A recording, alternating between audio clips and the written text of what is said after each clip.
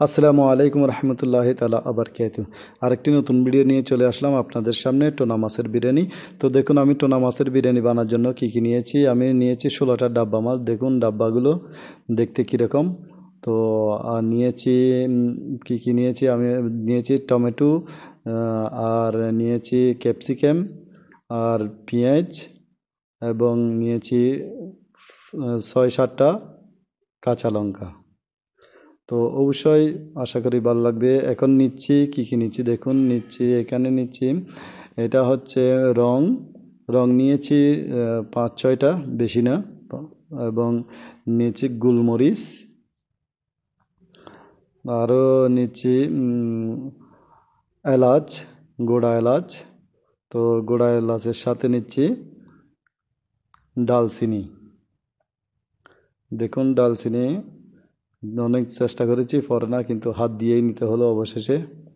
তো হাত দিয়ে নিলাম, বেশি না, 2-3 টুকরা নিয়েছি। তো সাথে নিচ্ছি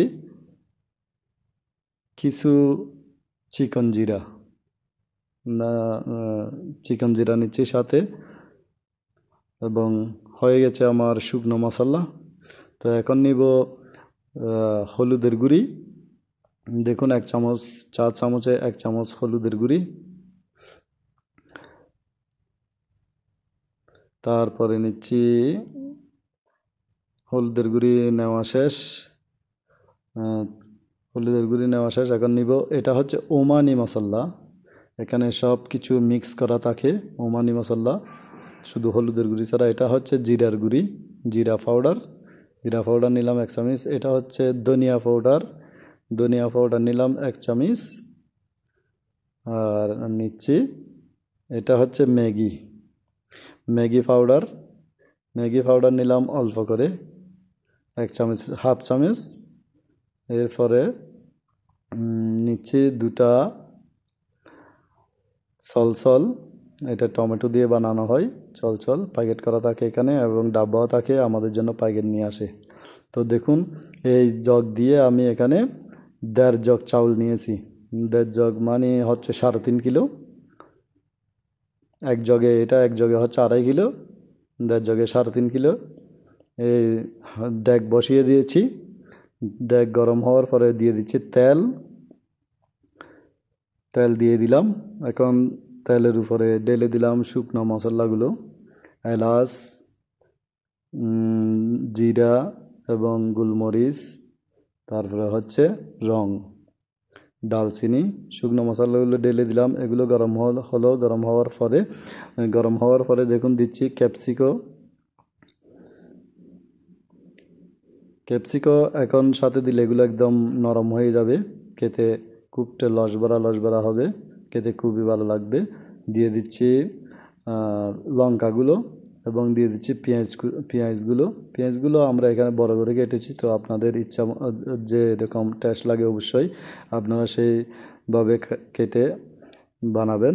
তো এখন আমি এটুকু একটু নেড়ে দেব, চতুর্দিকে নেড়ে দিলাম। নেড়ে দেওয়ার পরে এখন কিছুক্ষণ ঘুরে দিলাম, এগুলো হয়ে গেল। আমি দিয়ে দিচ্ছি এখানে আদা রসুন বাটা। এগুলো যখন একটু লাল হয়ে গেল, আদা রসুন বাটা দিয়ে দিলাম। তো আদা রসুন বাটাগুলো আমি খুবই সুন্দর করে চতুর্দিকে গন্ধটা যেন না থাকে ভালো করে নেড়ে নেব।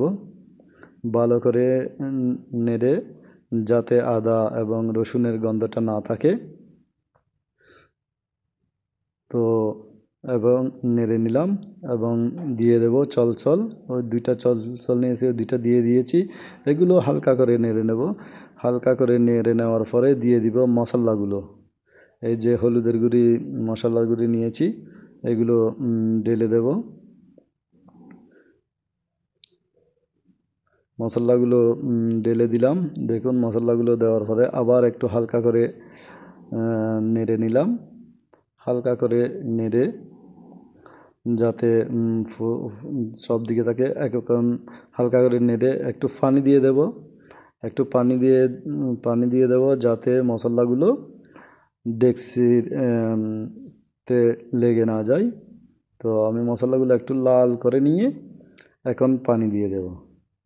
এই যে পানি আমি আগে থেকে রেডি করে রেখেছি, হাফ জগ পানি দেবো। এখানে 1 জগ রেখেছি, আমি হাফ জগ দেবো। হাফ জগ পানি দিয়ে এগুলো ভালো করে করে নেব, সিদ্ধ করে নেব। বাকি পানিগুলো আমি একটা ডাব্বাতে রেখে দিলাম, যাতে এগুলো চাউল দেওয়ার আগেই দিতে পারি। দেখুন মশলাগুলো কীরকম লাল হয়ে গেছে, দেখতে কিন্তু খুবই সুন্দর লাগছে, খুবই লোভনীয় লাগতেছে। মন চাচ্ছে এক্ষুনি খেয়ে ফেলি, কিন্তু দুঃখের বিষয় এখন তো হয় নাই, কী করে খাবো।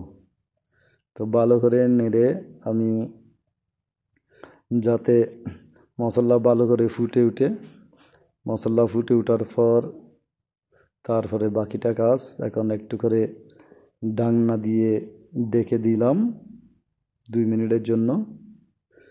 এখন দেখুন আমি ডাব্বাগুলো খুলে ফেলছি। দেখুন ভিতরে কেমন মাছটা, তো ছোট ছোট করে কাটা আছে।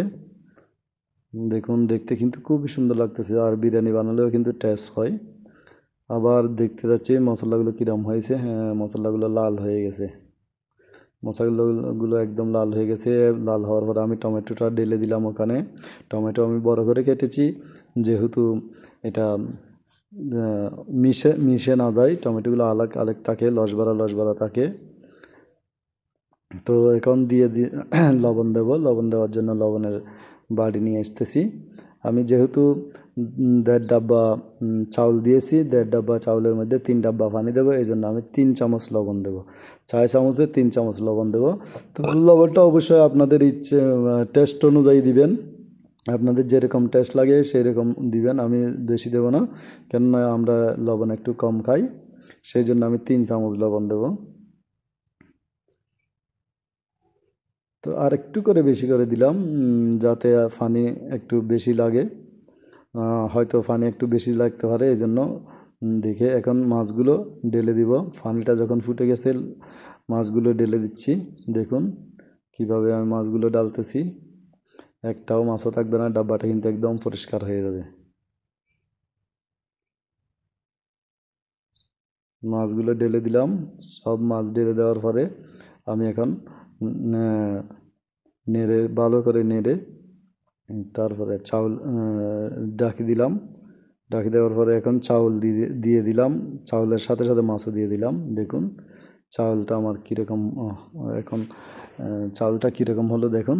এখন গুঁড়ে দিলাম, একটু দমে দেব 15 মিনিট বা 12 মিনিট। আপনাদের উপরে যতটুকু পানি থাকবে সেই অনুযায়ী দম দিতে হবে। আমি 12 মিনিট দিলাম, হয়ে গেল আমার। এখন দেখুন চাউলগুলো কত সুন্দর হলো, বিরিয়ানিগুলো দেখতে কিন্তু খুবই টেস্টিময়। তো সবাই যদি এই ভিডিওটা ভালো লাগে, টোনা মাছের ভিডিও, সবাই লাইক কমেন্ট শেয়ার করতে ভুলবেন না। সবাইকে অসংখ্য ধন্যবাদ। Thank you.